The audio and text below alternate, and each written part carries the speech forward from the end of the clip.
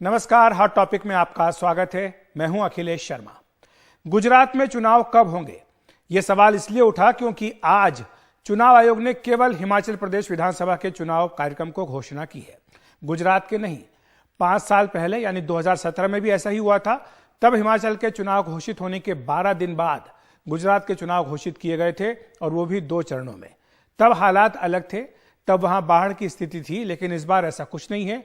फिर गुजरात के चुनाव में देरी क्यों हुई, आइए समझते हैं कि गुजरात और हिमाचल के चुनाव साथ साथ घोषित न करने को लेकर चुनाव आयोग की क्या दलील है और इसमें कितना दम है। आज दलील जो दी गई है वो ये कहा गया कि इस साल के शुरू में 5 राज्यों के चुनाव हुए थे और उनका हवाला दिया गया है। यह कहा गया कि उन 5 राज्यों के विधानसभा का कार्यकाल समाप्त होने में 10 या 15 दिनों का ही अंतर था, इसलिए ये चुनाव एक साथ करा लिए गए। जबकि गुजरात और हिमाचल में कार्यकाल खत्म होने में विधानसभा के 40 दिनों का अंतर है। आयोग ने यह कहा है कि यह परंपरा के हिसाब से फैसला किया गया, क्योंकि 2017 में भी ऐसा ही हुआ था कि हिमाचल और गुजरात के चुनाव अलग अलग घोषित किए गए थे। लेकिन 40 दिनों की जो दलील दी है चुनाव आयोग ने, उसमें कितना दम है यह देख लेते हैं। इस साल के शुरुआत में यूपी, पंजाब, उत्तराखंड, गोवा और मणिपुर के यानी 5 राज्यों के चुनाव की घोषणा की गई थी। यहां पर दिलचस्प बात यह है कि गोवा और यूपी विधानसभा के कार्यकाल के समाप्त होने के लिए 62 दिनों का अंतर था। पंजाब और यूपी की बात करें तो उनकी विधानसभाओं के कार्यकाल को समाप्त होने में 53 दिनों का अंतर था। उत्तराखंड और यूपी विधानसभा के बीच 53 दिनों का अंतर था। वहीं मणिपुर और यूपी विधानसभा के बीच 57 दिनों का अंतर था। इसके बावजूद सबकी घोषणा एक साथ ही कराई गई थी। और जो 2017 की बात हो रही है, उस वक्त क्या हुआ था, जो परंपरा बनाने की बात की जा रही है, तब क्या हुआ था उस पर देख लेते हैं। तब हिमाचल का चुनाव 13 अक्टूबर को घोषित किया गया था, जबकि गुजरात का चुनाव 12 दिन बाद यानी 25 अक्टूबर को घोषित किया गया था। गुजरात में 2 चरणों में 9 और 14 दिसंबर को चुनाव कराए गए थे, जबकि हिमाचल में एक ही चरण में 9 नवंबर को चुनाव हुआ था। लेकिन दोनों के वोटों की गिनती एक साथ 18 दिसंबर को हुई थी। इस बार भी संभावना ऐसी बात की है कि एक साथ हो 8 दिसंबर को। और गुजरात के चुनाव में तब देरी का कारण यह कहा गया था कि राज्य में बाढ़ है और इसलिए राहत कार्य चलाना है सरकार को। अगर आदर्श आचार संहिता लंबे समय तक लगेगी तो राहत काम में देरी होगी, और इसीलिए ये चुनाव अलग से बाद में घोषित किए गए थे। राज्य सरकार ने राहत कार्य चलाने की दलील दी थी और यह कहा गया था कि अगर दोनों चुनाव साथ साथ होते तो 86 दिनों तक यानी करीब 3 महीने तक गुजरात में आचार संहिता रहती। इस कारण वहां पर रिलीफ वर्क में देरी होती। और तब यह कहा गया था 2017 में कि ऐसा एक ही बार किया जा रहा है क्योंकि वहां पर असाधारण परिस्थिति है। लेकिन अब इसे परंपरा का रूप दे दिया गया है। और आपको यह भी बता दें कि 2012 में यानी 10 साल पहले क्या हुआ था। 10 साल पहले गुजरात और हिमाचल प्रदेश के चुनाव की घोषणा एक साथ एक ही दिन 4 अक्टूबर 2012 को की गई थी। सुन लेते हैं कि मुख्य चुनाव आयुक्त राजीव कुमार ने इस बारे में क्या कहा है। When the elections were announced together in the round in 5 states, West Bengal, Pondicherry, Tamil Nadu, Kerala and Assam, there was a gap of 10 to 15 days. In these elections, there is a gap of 40 days in the qualifying date. There are factors like the weather. In case of Himachal Pradesh, the weather is a very important factor, especially in the upper reaches, in the constituencies where snowing takes place. And after examining everything, Commission weighed everything and decided to go by the convention which was last held.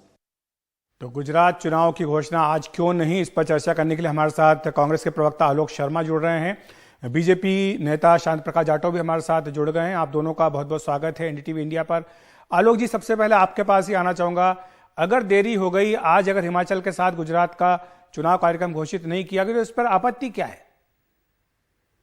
देखिए, मुझे लगता है किसी ने भी आपत्ति आधिकारिक तौर पर नहीं दर्ज की है और इलेक्शन कमीशन का पूरा अधिकार है कि वो कब चुनाव कराना चाहता है, कब कन्वीनियंस है उसको। लेकिन इलेक्शन कमीशन जिस तरह के तर्क दे रहा है उन पर जरूर कहीं ना कहीं सवालिया निशान करते हैं। इलेक्शन कमीशन 1 चरण में कराए, 2 में कराए, जिस भी तरह से कराना चाहे वो करा सकता है। लेकिन जिस तरह के तर्क दिए गए वो किसी के भी गले नहीं उतरते हैं। और उसका सीधा सीधा कारण ये है कि मोदी जी की तमाम सभाएं जो है वो पहले ऑलरेडी फिक्स हो चुकी हैं। 31 तारीख तक की, 19 और 20 तारीख को मोदी जी गुजरात में आ रहे हैं, उनको तमाम वो झूठ का जो है वो पुलिंदा टोकरा खोलना है यहाँ पर मैं आलोक जी आपको रोकूंगा इसलिए क्योंकि मेरे पास कुछ अलग जानकारी है, क्योंकि हिमाचल में जाना था उनको 16 और 18 तारीख को उनकी हिमाचल में रैलियां लगी हुई थी, उसके बावजूद भी आज कार्यक्रम घोषित हो गया, तो इसलिए चुनाव आयोग पर इसको लेकर के उंगली नहीं उठा सकते। मैं उस पर भी आना चाहूंगा अखिलेश भाई।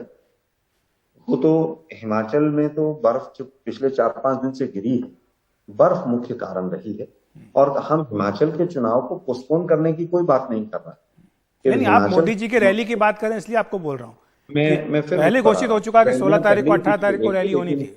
जिस तरह का मौसम रहा और जिस तरह के हालात हैं, इलेक्शन कमीशन को करना पड़ा वहां पर कि जल्द चुनाव कराने पड़े। लेकिन गुजरात का चुनाव अगर पहले करा देते तो उसमें कहीं पर ना मौसम आड़े था, ना बाढ़ आगे आई थी, ना कोई और चीज आ गई थी। केवल और केवल मोदी साहब की रैलियां थी। मोदी साहब 1920 को यहाँ पर केवड़ा में और राजकोट में रहेंगे, मैं भी गुजरात में ही हूँ। और उसके बाद मोदी साहब को 31 तारीख को भी कार्यक्रम करना है। 31 तारीख को, क्योंकि सरदार वल्लभ भाई पटेल जी की जयंती होती है, वो कुछ ना कुछ वहां पर इवेंट मैनेजमेंट जो है वो स्टैच्यू ऑफ यूनिटी पे करेंगे, और उसके बाद इलेक्शन कमीशन को हरी झंडी दिखाएंगे। आजकल मोदी साहब को हरी झंडी दिखाने का बड़ा अच्छा लग रहा है। ठीक है, श्याम प्रकाश जाटव जी आपको लाना चाहूंगा। आलोक जी कह रहे हैं कि मोदी जी के कार्यक्रम करने हैं इसलिए गुजरात के चुनाव जो है वो घोषित नहीं किए गए। सीधे सीधे चुनाव आयोग के ऊपर आरोप लगाया जा रहा है। देखिए जी, इस विषय में मैं समझता हूं कि बहुत ज्यादा लंबी बहस करने का विषय नहीं है। दोनों स्टेट में जो इलेक्शन का जो टाइमिंग है वो 40 दिन का इनके पास में समय है, और ये 40 दिन तक ठीक है नई घोषणा कर रहे, जो भी चीजें हैं उनको पूरा कर रहे हैं। तो इसमें ये बाध्यता नहीं है कि दोनों जगह पे एक ही टाइम पे इलेक्शन हो, दोनों जगह अपने अपने तरीके से होगा। यहाँ पर 40 दिन का पूरा समय रहता है। नहीं, इसलिए जाटव जी सवाल उठ रहा है क्योंकि खुद चुनाव आयोग ये कहता है कि अगर ज्यादा अंतर नहीं है तो एक साथ चुनाव करवा लिए जाएं ताकि संसाधनों का पूरा उपयोग हो सके, पैसे बचे सरकार के। नहीं, कौन से संसाधन का? सुरक्षा बलों की तैनाती होती है, स्टाफ लगता है, इसमें सारे इंतजाम करने पड़ते हैं, ईवीएम का मूवमेंट होता है। अखिलेश जी, गुजरात और हिमाचल प्रदेश दोनों जगह पर किसी भी प्रकार का जो मैनेजमेंट है वो दोनों इंटर स्टेट नहीं है। वो अपना स्टेट वहां का वो देखते हैं, यहाँ का स्टेट का काम वहां। तो फिर दिक्कत क्या थी एक साथ घोषित कराने में शांत प्रकाश जी? यहाँ ऐसा कहना बिल्कुल, देखिए यहाँ कहना कोई इसका कोई लाभ नहीं है कि इसका कोई बेनिफिट है। इनके पास में ऑफिशियली 40 दिन का पहले तो समय बचता है, और दूसरा जिस तरीके से इलेक्शन कमीशन ने कहा है कि मौसम का जो हवाला दिया है, तो हम उसको भी, क्योंकि वो भी हमारे ही अधिकारी हैं, हमारा ही शासन देख रहे हैं, व्यवस्था देख रहे हैं, तो उनकी बात पर क्वेश्चन कोई इशू नहीं उठता कि किसी प्रकार का। और जहां पर अभी आपने कहा कि आलोक जी ने जैसे कहा कि रैली पोस्टपोन कर दी गई या रैली के कारण से इसको एक्सटेंड कर दिया गया है, नहीं किया गया, तो आपने खुद ही जवाब दे दिया कि हिमाचल प्रदेश में 2 रैलियां जो मोदी जी की तय थी, तो इनका जवाब तो आपने खुद ही दे दिया। ठीक है आलोक जी, वही बात आपके पास, जो आप जिस तरह से हर चीज में कुछ न कुछ पीछे साजिश देखने की कोशिश करती है विपक्षी दल, उसको लेकर के भी सवाल उठते हैं। नहीं, मगर तार्किक तो हो, तार्किक तो हो, तार्किक है वो। मुझे याद है कर्नाटक का चुनाव था तो बीजेपी के प्रवक्ताओं ने पहले ही बता दिया था कि किस दिन चुनाव होंगे, किस दिन वोटिंग होगी, किस दिन क्या होगा। तो ऐसा लगता है कई बार इलेक्शन कमीशन भी जो ईडी सीबीआई की तरह फ्रंटल ऑर्गेनाइजेशन की तरह काम करता है। अभी देखिए इस बारे में इलेक्शन कमीशन की ओर से तो हमारे पास कोई जवाब देने के लिए है नहीं, तो मुझे लगता है कि इस तरह के आरोप तो नहीं लगाने चाहिए। हमारे ही अधिकारी हैं, हमारा इलेक्शन कमीशन बिल्कुल आपका ही है भाई, इसमें कहीं कोई दो राय बची नहीं है। मगर दुरुपयोग तो आप करते रहे। कंडक्ट की धज्जियां उड़ाते हैं, चुनाव वाले दिन 2017 में वो रोड शो करते हैं और 2019 में एक नमो टीवी चैनल चला देते हैं, लेकिन कोई इलेक्शन कमीशन शांत प्रकाश जी, मेरे पास बिल्कुल समय नहीं बचा, जाते जाते आप जवाब दे दीजिए क्योंकि इलेक्शन कमीशन के ऊपर आरोप लगाया गया। देखिए आलोक जी, इलेक्शन कमीशन का या सरकारी तंत्र का जो है दुरुपयोग, इसको दुरुपयोग करने में कांग्रेस माहिर रही है, और आज आप लोग जानते हैं कि इन चीजों का कैसे दुरुपयोग किया जाता है। इस कारण से आप हर चीज में सरकारी जो अधिकारी हैं उनके ऊपर आक्षेप लगाते हैं, मगर अब वो सरकारी अधिकारी वैसा नहीं रहा। आलोक जी, शांत प्रकाश जी, माफी चाहता हूं दोनों से ही, मेरे पास समय इतना ही था। आप दोनों का बहुत बहुत धन्यवाद। हमारे गुजरात के राजनीतिक हालात को लेकर इस समय प्रधानमंत्री नरेंद्र मोदी के आवास पर एक बड़ी बैठक चल रही है, जिसमें गृह मंत्री अमित शाह भी मौजूद हैं। इसके अलावा गुजरात के मुख्यमंत्री भूपेंद्र पटेल और साथ ही प्रदेश अध्यक्ष CR पाटिल भी इस बैठक में मौजूद हैं। बताया जा रहा है कि राज्य के राजनीतिक हालात और साथ ही आगामी विधानसभा चुनाव को लेकर इसमें चर्चा होना संभव है।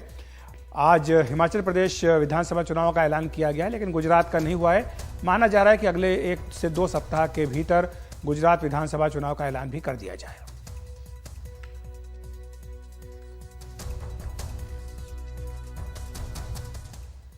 हॉट टॉपिक में इतना ही। नमस्कार।